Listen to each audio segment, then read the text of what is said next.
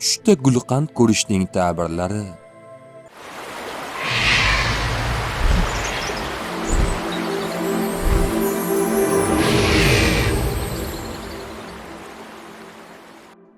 Ibn Sirinning aytishicha, tushdagi gulqand, gulshakar va gulangabillar yeyilgan miqdorga muvofiq boylik va halol mol hisoblanadi.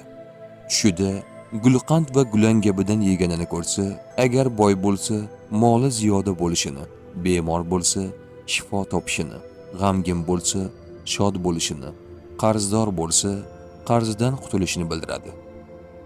Tush ta'biri bashorat emas, barcha narsani bilguvchi yagona zot Allohdir. Ko'rgan tushlaringiz ta'birini bilmoqchimisiz? Unda kanalimizga obuna bo'ling.